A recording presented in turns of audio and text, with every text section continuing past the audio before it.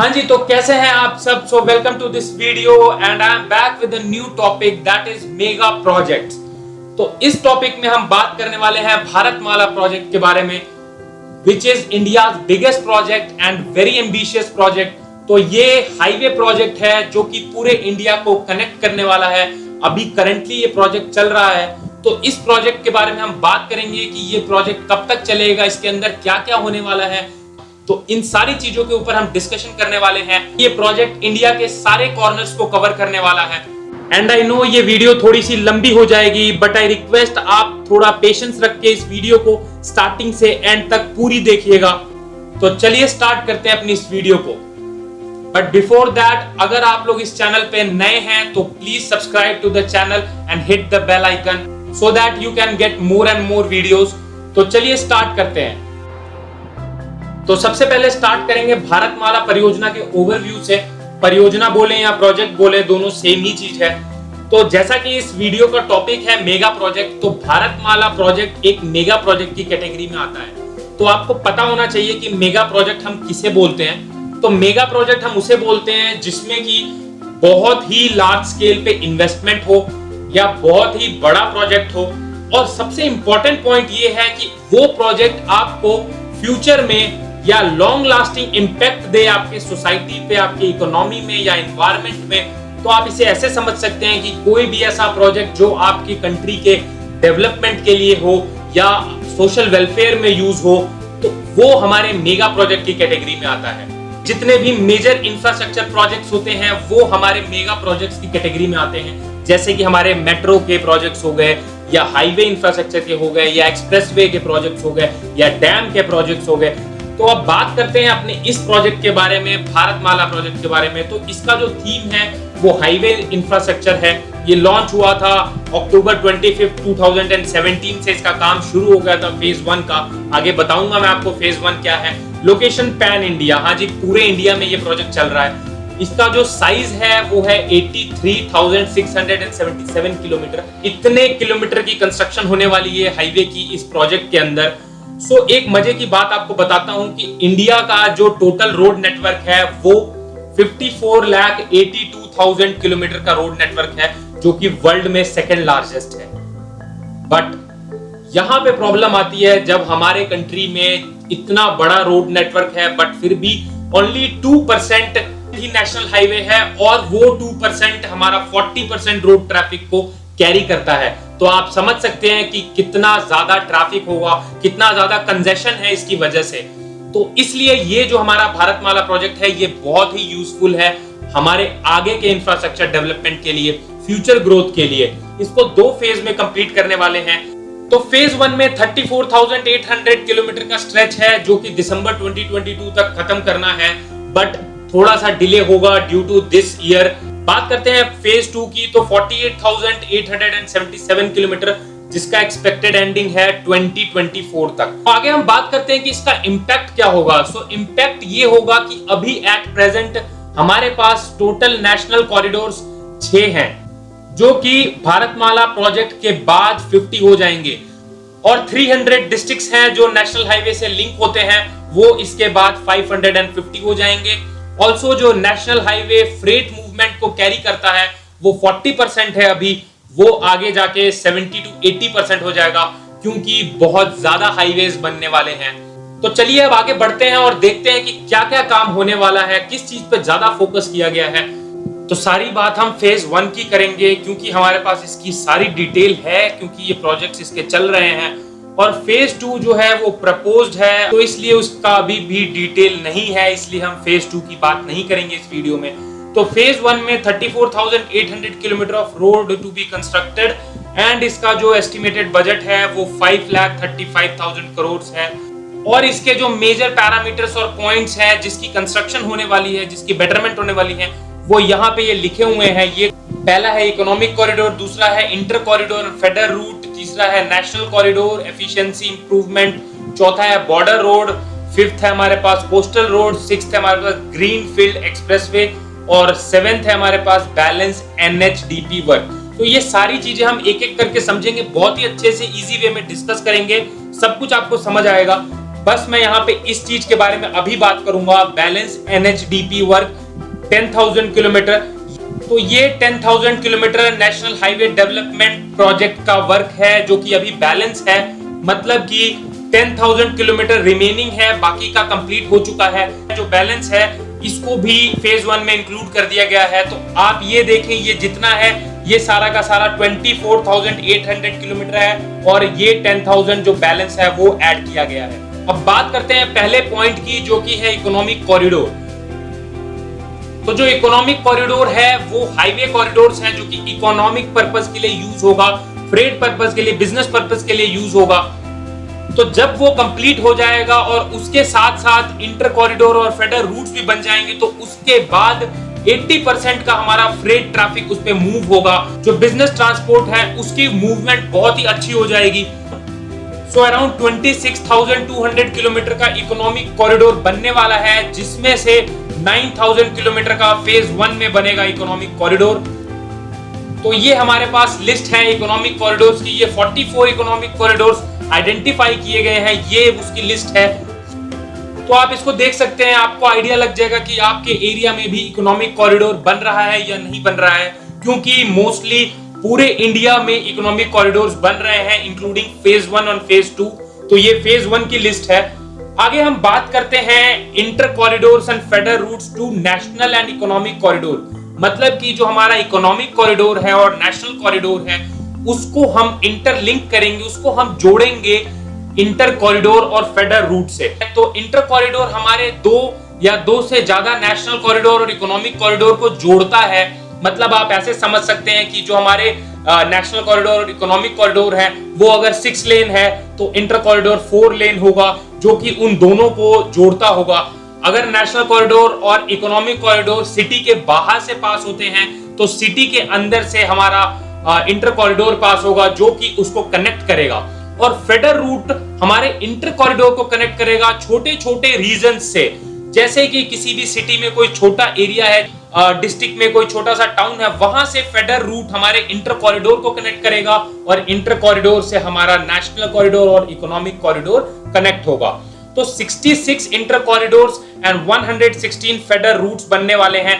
Around 8,000 kilometre of inter corridor and 750 kilometre of federal routes have been identified. Inter corridor और federal route को मिला के 6,000 kilometre phase 1 में बनने वाला है।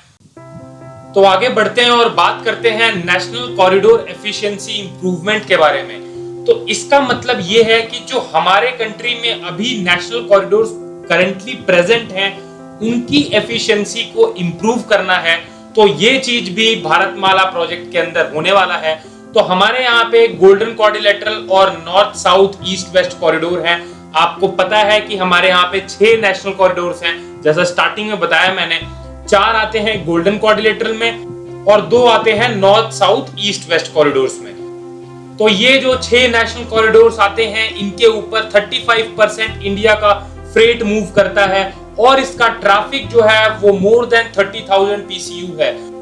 सो PCU यहाँ पे ट्रांसपोर्टेशन ट्रैफिक यूनिट है, पैसेंजर कार यूनिट। तो आप समझ सकते हैं कि कितना ज्यादा ट्रैफिक है, कितना ज्यादा कंजेशन है इन नेशनल कॉरिडोर्स के ऊपर। तो इसके ऊपर लोड कम करने के लिए और ट्रैफिक कंजेशन को कम करने के लिए इसको 6 और 8 लेन में कन्वर्ट किया जाएगा, जो कि अभी करंटली 4 लेन है। ऑल्सो जो नेशनल कॉरिडोर्स हैं उन्होंने जगह जगह पे चोक पॉइंट्स डेवलप किए हैं, तो उसकी वजह से लॉजिस्टिक एफिशिएंसी बहुत ज्यादा रिड्यूस हो गई है। तो चोक पॉइंट हम उसे बोलते हैं जहां हमारा नेशनल कॉरिडोर किसी सिटी के अंदर से पास होता है और उस सिटी के अंदर से पास होने की वजह से वहां पे बहुत ज्यादा टाइम कंज्यूम होता है और वहां ट्रैफिक बहुत ज्यादा बढ़ जाता है। तो उन चोक पॉइंट्स को आइडेंटिफाई किया गया है और वहां पे रिंग रोड और बाईपास बनाए जाएंगे, एलिवेटेड कॉरिडोर्स बनाए जाएंगे, ताकि जो हमारा नेशनल कॉरिडोर है वो उस सिटी के बाहर से होके निकल जाए, उसे सिटी के अंदर आना ना पड़े। जैसा कि आपको पता है कि दिल्ली के बाहर पेरिफेरल हाईवे बनाया गया है जो यही सेम चीज है। ऑल्सो लॉजिस्टिक पार्क्स डेवलप किए जाएंगे, कुछ स्ट्रेटेजिक लोकेशंस बनाई गई हैं पूरे इंडिया में जो कि हमारे लॉजिस्टिक एफिशिएंसी को एनहांस करेगा। तो ये जो टोटल एफिशिएंसी इंप्रूवमेंट का काम है उसमें से 5,000 किलोमीटर फेज 1 में किया जाएगा तो अब हम देखते हैं मैप पे इन सारी चीजों को और अच्छे से समझने की कोशिश करते हैं। तो ये जो पहला मैप है ये हमारा गोल्डन क्वाड्रिलेटरल का है और ये जो दूसरा मैप है ये north south east west corridor का है। तो यहाँ पे आप देख रहे हैं गोल्डन क्वाड्रिलेटरल में आपको बता दूं दिल्ली, मुंबई, चेन्नई और कोलकाता ये चारों को लिंक करता है गोल्डन क्वाड्रिलेटरल, जो कि ऑलरेडी बना हुआ है। तो ये जो है ये 4 लेन का है, अब इसको 6 लेन में कन्वर्ट किया जा रहा है। तो जैसे आप देख रहे हैं इस पूरे रूट में बहुत सारे चोक पॉइंट्स हैं, जैसे कि जयपुर है, यहाँ पे अहमदाबाद है, वडोदरा है, वाराणसी है, यहाँ पे बहुत सारी जो मेजर सिटीज आती हैं बीच में, वहां पे चोक पॉइंट जनरेट होते हैं। तो ये सेम इसमें भी है, यहाँ भी बहुत सारी सिटीज आती हैं बीच में, नागपुर हो गया, आगरा हो गया। तो इन नेशनल कॉरिडोर्स में चोक पॉइंट्स को आइडेंटिफाई किया गया है और वहां पे रिंग रोड की डेवलपमेंट की जाएगी। तो ये सारा काम होने वाला है। तो आगे हम बढ़ते हैं अपने नेक्स्ट पॉइंट की तरफ। तो नेक्स्ट पॉइंट है border and international connectivity road. बहुत ही इंपॉर्टेंट है, बहुत ध्यान से समझिएगा इस चीज को। तो भारतमाला प्रोजेक्ट का ये बहुत ही इंपॉर्टेंट पार्ट है, बॉर्डर रोड और international connectivity. So total 3300 kilometre का बॉर्डर रोड आइडेंटिफाई किया गया है, जो कि अलोंग द इंटरनेशनल बॉर्डर बनाया जाएगा, जो कि बहुत ज्यादा इंपॉर्टेंट है स्ट्रेटेजिकली भी और वैसे भी इंपॉर्टेंट है। तो आप जैसे जानते हैं कि लद्दाख में करंटली बॉर्डर रोड कंस्ट्रक्शंस चल रही हैं और काफी ज्यादा कंप्लीट भी हो चुकी है। तो ये स्ट्रेटेजिकली बहुत इंपॉर्टेंट है कि हम अपने चाइना बॉर्डर को और पाकिस्तान बॉर्डर को प्रॉपरली रोड कनेक्टिविटी प्रोवाइड करें।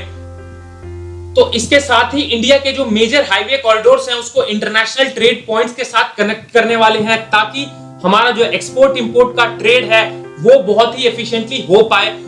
तो जितने भी हमारे नेबरिंग कंट्रीज हैं जिनके साथ हमारे रिलेशंस अच्छे हैं, जैसे कि नेपाल, भूटान, बांग्लादेश, म्यांमार, थाईलैंड, तो ये सारे जो कंट्रीज हैं इनके साथ हम इंटरनेशनल कनेक्टिविटी रोड बना रहे हैं, जो कि हमारे एक्सपोर्ट इंपोर्ट ट्रेड में बहुत ज्यादा हेल्प करने वाला है। तो ये आप समझ सकते हैं कि ये कितना ज्यादा इंपॉर्टेंट है। तो भारतमाला फेज 1 में अराउंड 2000 किलोमीटर का रोड कंस्ट्रक्शन होगा under the border road and international connectivity. तो आगे हम इस चीज को अच्छे से मैप पे एक बार समझने की कोशिश करते हैं। तो यहाँ पे आप ये देख रहे हैं, ये इधर नॉर्थ ईस्ट है हमारा, यहाँ पे बांग्लादेश है, यहाँ पे भूटान है और ये नेपाल है। तो यहाँ पे जो ये ब्लू लाइंस आपको दिख रही हैं, तो ये दिल्ली टू जो कोलकाता है, ये गोल्डन क्वाड्रिलेटरल है, कोलकाता से दिल्ली वाला। देन उसके बाद ये वाला जो आपको दिख रहा है ब्लू, ये हमारा पोरबंदर से सिलचर का ईस्टर्न एंड वेस्टर्न कॉरिडोर है। तो ये जो नेशनल कॉरिडोर्स हैं इनको हम इंटरनेशनल बॉर्डर्स के साथ लिंक कर रहे हैं और दूसरी कंट्रीज के साथ लिंक कर रहे हैं अपने ट्रेड को बेहतर बनाने के लिए। तो आप यहाँ पे देख रहे हैं ये ब्लैक जो डॉट्स हैं ये टोटल चेक पॉइंट्स हैं। ये नेपाल में ये टोटल आप देख रहे हैं 4-5 चेक पॉइंट्स हैं। उसके बाद यहाँ पे बांग्लादेश में, इधर भूटान में 2 चेक पॉइंट्स हैं, इस साइड पे भी बांग्लादेश के चेक पॉइंट्स हैं और यहाँ पे म्यांमार का चेक पॉइंट है। तो ये सारे के सारे चेक पॉइंट्स के साथ हम अपने इस नेशनल कॉरिडोर को लिंक करने वाले हैं। और इसके साथ ही जो सबसे इंपॉर्टेंट चीज है वो ये है, जो आपको ये ग्रीन लाइन दिख रही है, ये लिंकेज है, रीजनल कॉरिडोर बनाया जा रहा है, ये लिंक किया जा रहा है म्यांमार और थाईलैंड को इंडिया के साथ। तो इस मैप में आप देख सकते हैं इंडिया बहुत ज्यादा फोकस्ड है अपने एक्सपोर्ट इंपोर्ट ट्रेड को लेके। तो इंडिया से थाईलैंड का रोड नेटवर्क बन रहा है जो कि म्यांमार से होके निकलेगा। तो ये पूरा का पूरा प्लान है। तो इसे हम IMT हाईवे भी बोलते हैं, India Myanmar and Thailand highway. आगे हम इस IMT हाईवे को बहुत अच्छे से एक बार देख लेते हैं। तो यहाँ पे आप देख रहे हैं न्यू दिल्ली से ये नेशनल कॉरिडोर आ रहा है, जो कि हमारे इस पॉइंट में सिलचर तक आता है और उसके बाद सिलचर से आगे हम ये कनेक्शन बना रहे हैं। तो ये कनेक्शन पूरा बैंकॉक तक बनने वाला है। यहाँ पे मणिपुर पे हमारा चेक पॉइंट होगा, जो म्यांमार का चेक पोस्ट होगा। तो आगे हम बात करते हैं कि बांग्लादेश के साथ कैसे हम ट्रेड करने वाले हैं। तो ये बेसिकली हमारे नॉर्थ ईस्ट की कनेक्टिविटी को स्ट्रॉन्ग करेगा। और यहाँ पे 2 पिक्चर्स हैं, आप इसमें देख रहे हैं। पहली पिक्चर में यहाँ पे हमें शिप दिख रही है और यहाँ पे ये मोंगला पोर्ट और चेतोग्राम पोर्ट है। तो ये दोनों पोर्ट को हमारे इंडिया और बांग्लादेश के बीच में एग्रीमेंट साइन हुआ है, ट्रांजिट एग्रीमेंट। तो उस एग्रीमेंट के हिसाब से जो हम एक्सपोर्ट इंपोर्ट करेंगे वो इस रूट से होगा। ऑल्सो जो भी हमें इस पार्ट में, नॉर्थ ईस्ट के इस पार्ट में हमें भेजना होगा, लाइक त्रिपुरा में, मिजोरम में एंड मेघालय, मणिपुर, तो वो सारा कुछ हम इस पोर्ट के थ्रू डायरेक्टली ट्रांसफर कर सकते हैं, रादर देन कि हम यहाँ ऊपर से पूरा घूम के जाएं। ऑल्सो जो ये सेकंड पिक्चर है इसमें आप देख रहे हैं रोड लिंक है और रेल लिंक है। तो रोड लिंक और रेल लिंक भी बनाए जाएंगे। तो यहाँ पे रेड कलर्स में आप देख रहे हैं ये हमारा रोड रूट है और ये ब्लैक में हमारा रेलवे लिंक है। तो ये बनाया जाएगा कोलकाता से और सिलीगुड़ी से, जो कि कनेक्ट करेगा हमारे गुवाहाटी, शिलोंग और अगरतला को। तो ये बीच में कनेक्शन पॉइंट होगा ढाका। तो यहाँ पे आप देख रहे हैं कितना ज्यादा डिफरेंस आ रहा है। अगर आप इस रूट को फॉलो करते हैं, ये पूरा अगर घूम के आते हैं अगर आप, तो आपको अगरतला से कोलकाता का डिस्टेंस 1650 किलोमीटर का होगा। और अगर आप वाया बांग्लादेश आते हैं तो यहाँ पे अगरतला से कोलकाता का डिस्टेंस ओनली 646 किलोमीटर होगा। सेम हमारा यहाँ पे रेल रूट के लिए भी है, ओनली 500 किलोमीटर का डिस्टेंस होगा अगरतला एंड कोलकाता का। तो ये हमारे लिए बहुत ज्यादा इंपॉर्टेंट होगा for trade purpose and for the strategic purpose. तो आगे हम बात करते हैं इसके एक और इंपॉर्टेंट एलिमेंट के बारे में, जो हमारा फिफ्थ एलिमेंट है वो है coastal and port connectivity road. तो ये पूरा जो भारतमाला प्रोजेक्ट है ये रोड का प्रोजेक्ट है। इसमें सारी कंस्ट्रक्शन रोड की होगी, हाईवेज की होगी। तो अब हम ये कोस्टल एंड पोर्ट की कनेक्टिविटी की बात करने वाले हैं। तो मैं आपको बता दूं कि 2100 किलोमीटर का 2100 किलोमीटर का कोस्टल रोड को आइडेंटिफाई किया गया है। तो इसमें मेन पर्पस होगा हमारा मेजर पोर्ट्स और नॉन मेजर पोर्ट्स को लिंक करना।